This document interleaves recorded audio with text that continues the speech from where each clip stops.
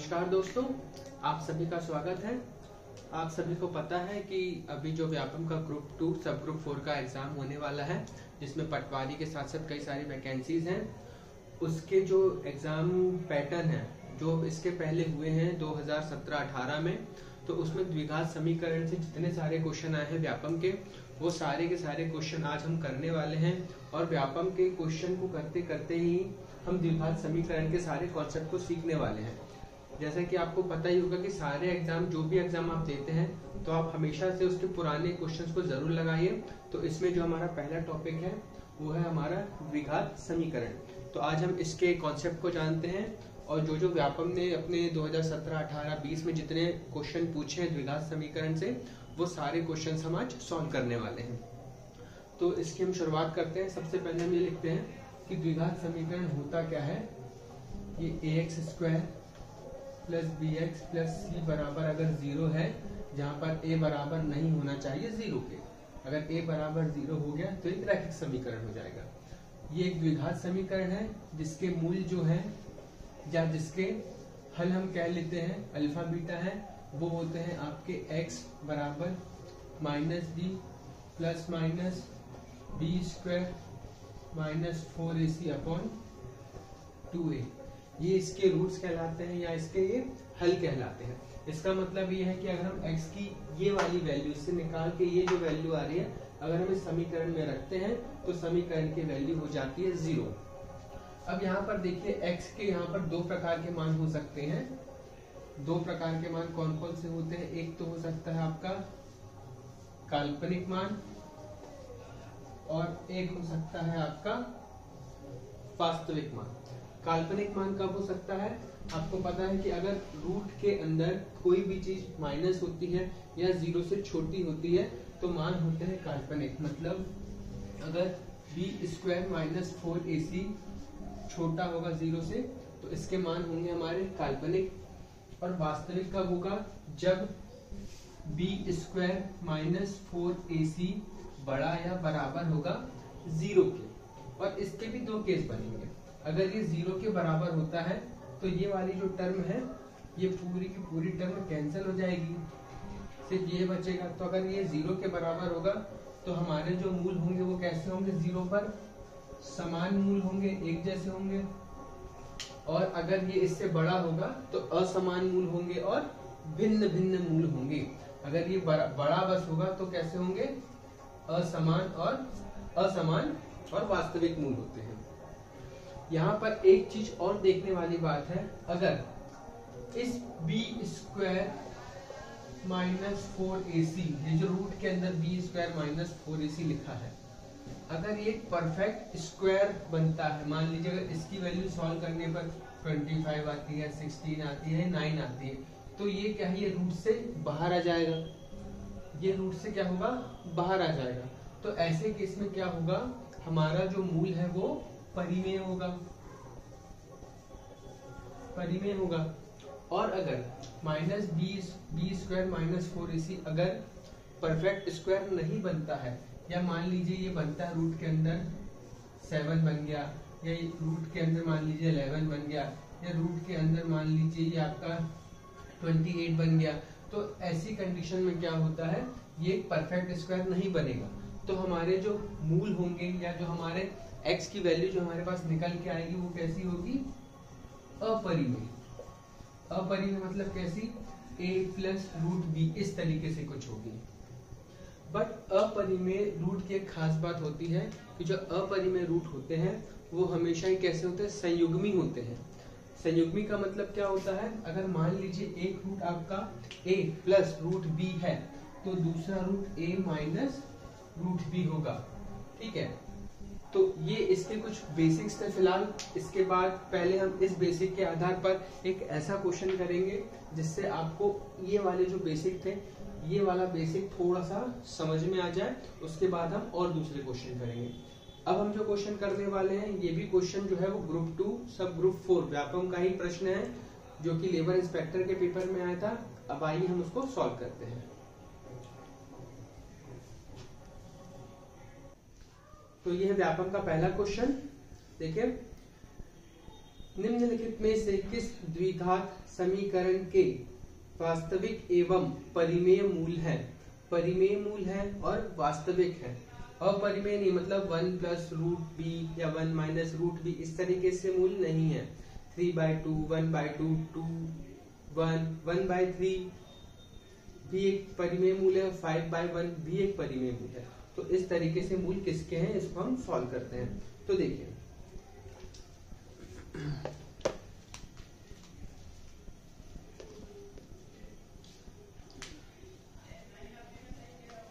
तो चलिए देखिएगा, अगर मैं इसको एक बेसिक सा इक्वेशन लिखूं ax² plus bx plus c बराबर 0। हमको पता है मूल वास्तविक कब होते हैं? जब b² माइनस 4ac की वैल्यू या तो बड़ी हो या तो बराबर होती है 0 के, तब हमारे जो मूल है वो वास्तविक होते हैं। और परिमेय मूल कब होते हैं? जब b² माइनस 4ac एक परफेक्ट स्क्वायर बनता है, परफेक्ट स्क्वायर बनेगा, तब हमारे रूट जो है वो परिमेय होंगे। तो हम यहाँ से क्या करेंगे, हर एक इक्वेशन के लिए b² माइनस 4ac की वैल्यू निकालेंगे और देखते हैं कि किसके मूल जो है वो परिमेय निकल के आते हैं। तो मैं पहली और दूसरी इक्वेशन थोड़ा सा इलेबोरेट करके करता हूँ कैसे वैल्यू रखते हैं। तो b² माइनस 4ac में हम पहले इक्वेशन की वैल्यू रखेंगे।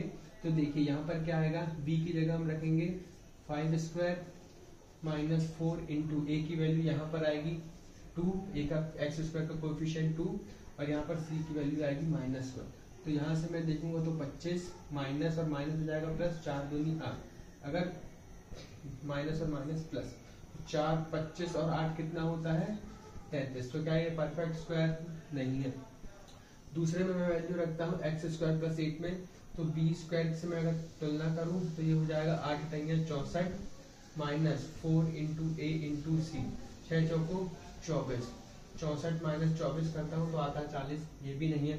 अब मैं थर्ड में रखता हूं b² की value minus 5² 25 minus 4 into a into C, ठीक है, minus 4 into a into C, 4 चौको 16 minus 4 into a into C है 25 माइनस 4 चौको 16, 16 दूनी 32, यहाँ से तो माइनस 7 निकल के आ रहा। देखिए रूट की वैल्यू अगर माइनस में आ रही है, अगर रूट के अंदर की वैल्यू b² माइनस 4ac की वैल्यू माइनस में आती है तो मूल हमेशा कैसे होते हैं,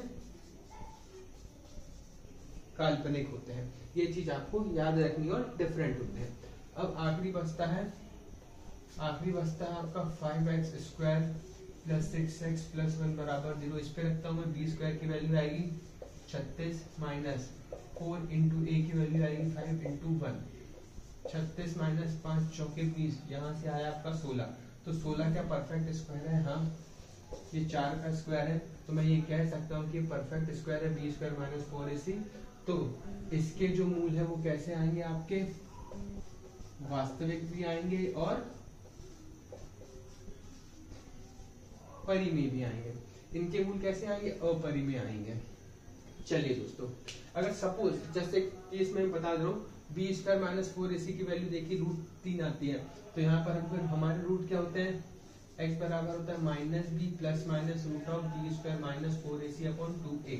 तो यहाँ से मैंने भी b² माइनस 4ac की वैल्यू निकाली, कितनी आई -b plus minus √33 upon 2a, 2a कितना है 4। तो यहाँ पर आप देख सकते हैं कि इसके जो दो रूट आएंगे वो कैसे कैसे आ रहा है। अगर मैं -b की वैल्यू यहाँ पर रख दूं, -b की वैल्यू यहाँ पर रख दूं -5, तो देखिएगा एक रूट आएगा -5 प्लस √33/4, एक रूट आएगा -5 प्लस -33/4। तो अपरिमेय मूल हमेशा ही एक युग्म में होते हैं। चलिए इतनी बातें आपको समझ में आई। अब हम इसका अगला क्वेश्चन करेंगे अगले कॉन्सेप्ट का, जो है मूलों का योगफल और मूलों का गुणनफल। अब देखिएगा दोस्तों, अगर यह कोई द्विघात समीकरण है तो इस द्विघात समीकरण के मूल अल्फा और बीटा हो, डी जैसा दिख रहा होगा, ये अल्फा और बीटा हो, तो मूलों का योगफल कहलाता है अल्फा प्लस बीटा बराबर माइनस ऑफ बी बाय ए, और मूलों का गुणनफल कहलाता है अल्फा इंटू बीटा बराबर सी बाय ए। ये एक सिंपल सा क्वेश्चन होता है जहाँ पर मूलों का योगफल होता है अल्फा प्लस बीटा बराबर माइनस बी बाय ए, मूलों का गुणनफल होता है अल्फा इंटू बीटा बराबर सी बाय ए। अब इस कॉन्सेप्ट के ऊपर व्यापम का हम कोई एक ऐसा क्वेश्चन लेते हैं जिससे आपको ये वाला कॉन्सेप्ट जो है वो अच्छे से समझ में आ जाए। क्वेश्चन भी व्यापम के ग्रुप 2 सब ग्रुप 4 में आया हुआ क्वेश्चन है। तो क्वेश्चन देखते हैं कि क्या है। X square plus 2x plus 4a square plus C. अगर इस इक्वेशन के मूल अल्फा और बीटा है तो हमको बताना है alpha square plus beta square plus alpha beta का मान क्या होगा। तो चलिए इसको हम सॉल्व करते हैं। देखिए इक्वेशन आपके सामने लिखी हुई है कि इक्वेशन क्या है, X square plus 2ax plus 4a square plus C बराबर 0 के मूल क्या दिए हैं, अल्फा और बीटा। एक्स स्क्वायर के साथ की टर्म क्या है 1, मतलब ये बराबर 1। एक्स के साथ वाली टर्म क्या है 2a, मतलब b बराबर 2a, और कांस्टेंट क्या है आपका 4a स्क्वायर प्लस सी। ये हमने इक्वेशन को कंपेयर कर लिया। अब यहाँ से हमको ये पता है अगर मूल दिए हो तो हम अल्फा प्लस बीटा जानते हैं, मूलों का योगफल होता है माइनस बी बाय ए। तो यहाँ पर b क्या है 2a, तो यहाँ से हम कह सकते हैं मूलों का योगफल होगा माइनस 2a बाय 1, मतलब इतना। अल्फा इंटू बीटा की वैल्यू हम जान सकते हैं, अल्फा इंटू बीटा क्या होता है c बाय ए, मतलब 4a square plus c bye 1। तो इतनी एक चीज हमको पता है। अब हमको करना क्या है, हमको निकालना है alpha square plus beta square plus alpha beta की वैल्यू। तो अब हमको निकालनी है हमको निकालना क्या है, alpha square plus beta square plus alpha into beta. अब देखिए हमारे पास अल्फा स्क्वायर बीटा स्क्वायर तो है नहीं, बट अगर मैं इस इक्वेशन को वर्ग करूं तो अल्फा प्लस बीटा का होल स्क्वायर क्या हो जाएगा माइनस 2a स्क्वायर। इसको मैं यहाँ से लिख सकता हूँ alpha square plus beta square plus 2 alpha beta बराबर 4a स्क्वायर। इसी को मैं लिख सकता हूँ alpha square plus beta square plus alpha beta, एक अल्फा बीटा ये है और एक अल्फा बीटा ये, बराबर है 4a स्क्वायर। अगर मैं यहाँ से इसकी वैल्यू मेरे को निकालनी है, alpha square plus beta square plus alpha into beta की वैल्यू निकालनी है, तो ये एज इट इज आ गई। यहाँ पर अल्फा, चलो मैं लिख भी देता हूँ यहाँ पे, इसको मैं लिख सकता हूँ alpha square plus beta square plus alpha into beta बराबर ये क्या हो जाएगा 4a स्क्वायर। ये वाला अल्फा बीटा इस तरफ आ जाएगा तो ये हो जाएगा माइनस अल्फा इंटू बीटा, और मुझको अल्फा इंटू बीटा की वैल्यू पता है कि क्या है 4a स्क्वायर प्लस सी, ये ब्रैकेट में। अब मैं अगर इसको सॉल्व करता हूँ तो इस वाले टर्म को अगर मैं सॉल्व करूँ तो ये हो जाएगी 4a स्क्वायर, माइनस जब अंदर जाएगा तो ये हो जाएगी 4a स्क्वायर, ये हो जाएगी c, तो इससे ये कैंसिल, तो इसका आंसर क्या हो जाएगा माइनस c, और यही इस सवाल का उत्तर है। तो आपको क्या करना है, बेसिक को बहुत स्ट्रांग रखना है। कोई भी वैल्यू आएगी, कोई भी क्वेश्चन आएगा, बेसिक अगर आपको पता है तो आप क्वेश्चन को कर लेंगे। अब ये 2 क्वेश्चन हो गए। इस क्वेश्चन के अलावा जितने भी क्वेश्चन हैं वो सारे के सारे करने वाले हैं, बट इसी पर एक जो बेसिक और बनता है जब क्यूबिक इक्वेशन होती है, तो उसको बस एक बार हम देख लें कि वो उस पर से सवाल व्यापम ने कैसे पूछे हैं। अभी तक हमने व्यापम के द्विघात समीकरण के क्वेश्चन देखे हैं। अब हम देखते हैं कि जो व्यापम है वो त्रिघात समीकरण से भी क्वेश्चन पूछता है, और उसने ग्रुप 2 सब ग्रुप 4 के पेपर में त्रिघात समीकरण से भी क्वेश्चन पूछे थे। तो पहले हम थोड़ा सा इसका बेसिक जान लेते हैं कि त्रिघात समीकरण क्या होते हैं, है ना। अब जैसे कि एक समीकरण लिखा है, ये द्विघात समीकरण है। अगर मैं इसी से कंपेयर करूंगा त्रिघात समीकरण को तो ये बन जाएगा आपका त्रिघात समीकरण। हमने पढ़ा था द्विघात समीकरण में मूलों का योग, वैसे यहाँ पर भी होता है, त्रिघात समीकरण में भी होता है मूलों का योगफल। वो क्या होता है alpha plus beta plus gamma. द्विघात समीकरण में जो मूल थे वो थे अल्फा और बीटा, यहाँ पर एक मूल और आ जाता है गामा। अब वहां की अगर मैं बात करूं तो वहां पर मूलों का योगफल होता था माइनस बी बाय ए, तो यहाँ पर मूलों का योगफल होगा माइनस बी बाय ए। अब अगर मैं मूलों के गुणनफल की बात करूं, वहां पर होता था सी बाय ए, यहाँ पर होगा अल्फा इंटू बीटा गामा बराबर क्या होगा डी बाय ए, बट यहाँ पर मूलों का गुणनफल जो है वो माइनस होगा। अब यहाँ पर एक चीज और आती है, क्योंकि त्रिघात समीकरण है, तो यहाँ पर एक आती है alpha beta plus beta gamma plus gamma alpha, मतलब हर मूलों का एक मूल का दूसरे मूल से गुणनफल प्लस योग, वो होता है आपका सी बाय ए के बराबर। तो व्यापम ने 3 से 4 क्वेश्चन पूछे हैं, वो सारे के सारे क्वेश्चन जो है वो इस पैटर्न को ही फॉलो करते हुए आए हैं। तो आप इस को देख लीजिए अच्छे से। और अब मैं वो क्वेश्चन कराता हूँ व्यापम का जो हमारे एग्जाम में एक बार आ चुका है, उससे आपको ये चीजें और अच्छे से क्लियर हो जाएंगी। ये त्रिघात समीकरण से वो क्वेश्चन है जो व्यापम के ग्रुप 2 सब ग्रुप 4 या लेबर इंस्पेक्टर के पेपर में आया है। तो पहले हम देखते हैं क्वेश्चन क्या है कि 2x³ - 6x² + x + 6, 2x³ - 6x² + x + 6 के मूल a है, a - b है, a + b है, तो हमको a और b का क्या है वैल्यू निकालना है। चलिए, तो इसके मूल हमको यहाँ पर दिए गए हैं, अब हमको क्या करना है, इसकी हमको वैल्यू निकालनी है। तो अब देखिए हम इसकी वैल्यू कैसे निकाल सकते हैं, तो आप देखेंगे इस क्वेश्चन को मैं थोड़ा सा अच्छे से विस्तार से बताऊंगा ताकि आपको वैल्यू कंपेयर करना, वैल्यू कैसे पुट करना है वो समझ में आ सके। अब यहाँ पर देखिए, इसको अगर मैं एक स्टैंडर्ड इक्वेशन से कंपेयर करूंगा तो ये आ जाएगी आपकी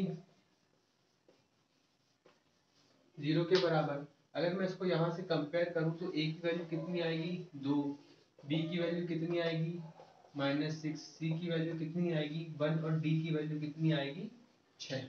अब हमने यहाँ पर एक चीज पढ़ी है कि मूलों का जो योगफल होता है, त्रिघात समीकरण के मूलों का योगफल जो होता है वो अल्फा बीटा या गामा या तीन मूलों का जो योगफल होता है वो किसके बराबर होता है, वो बराबर होता है मूलों का योगफल -b/a के। यहाँ पर -b की वैल्यू अगर मैं लेता हूँ तो वो क्या हो जाएगी +6, और अगर मैं a की बात करूंगा तो a कितना है यहाँ से 2, और यहाँ पर अगर मैं मूलों का योगफल लिखता हूँ तो मूल कौन कौन से हैं, एक मूल है a, ये अल्फा का मान है, बीटा की बात करूँ तो दूसरा मूल a - b, और गामा की बात करूँ तो a + b। अगर मैं इसको ऐड करूँ तो b से b कैंसिल हो जाएगा, 1a मतलब 3a बराबर 3, तो यहाँ से मैं कह सकता हूँ a की वैल्यू आती है 1। अब यहाँ पर मुझको एक चीज और पता है कि जो मूलों का जो गुणनफल होता है, मूलों का जो गुणनफल होता है, मूलों का गुणनफल क्या होता है, वो होता है अल्फा बीटा गामा बराबर -b/a। अब मैं यहाँ से अल्फा बीटा गामा की वैल्यू क्या ले सकता हूँ, a - b और a + b, -b/a कितना हो जाएगा -6/3। अब मैं यहाँ से क्या करता हूँ, a की वैल्यू मैंने लिखी है 1, यहाँ से मैंने निकाल लिए, मैं यहाँ पुट करता हूँ a की वैल्यू 3 सॉरी a की वैल्यू है जो 2 है, तो यहाँ से -3। अब अगर मैं ये देखूँ, ये प्लस है, ये मैं देखूँ ये 1 माइनस, तो ये a² - b² का फॉर्मूला बनता है। यहाँ से मैं कह सकता हूँ -b² बराबर होगा -3 से 1² 1 होता है। अगर मैं इस -3 को यहाँ के 1 को उस तरफ ले जाऊंगा तो ये हो जाएगा -1, तो मैं यहाँ से कह सकता हूँ b² बराबर होगा -4 के, -b² तो माइनस से माइनस कट जाएगा, यहाँ से b के दो मान निकल के आएंगे, b बराबर +-2। तो ये हमारे एक दो मान निकल के आते हैं, ये थोड़ा सा नीचे गया नहीं है, उसकी दिक्कत हो गई, तो मैं इसको ऐसे कर देता हूँ। ये यहाँ से b के हमारे दो मान निकल के आएंगे, b बराबर आएगा +-2 के। तो आप यहाँ से देख सकते हैं 1 और +-2, तो ये जो क्वेश्चन था इसका आंसर था 1 +-2। तो लगभग इतने क्वेश्चन उसने पूछे थे। एक दो क्वेश्चन और पूछे थे शेषफल प्रमेय से, था कि अगर इस समीकरण को एक दूसरे समीकरण QH से हम डिवाइड करते हैं, QX से डिवाइड करते हैं तो रिमाइंडर बचता है, तो हमको ये R1 या R2 की वैल्यू निकालनी है, या क्या जोड़े जाएंगे तो रिमाइंडर नहीं बचेगा। ये कुछ रिमाइंडर थ्योरम के भी कुछ क्वेश्चंस थे बहुपद के, तो इसके बाद हम ना उसको भी देखेंगे। तो अभी आप बाकी जो क्वेश्चंस हैं मैं वो सॉल्व करता हूँ, आप उनको देखिए और मेरे को थोड़ा सपोर्ट करिए, चैनल को लाइक करिए, वीडियो को लाइक करिए, चैनल को सब्सक्राइब करिए और सभी को ऑल द बेस्ट।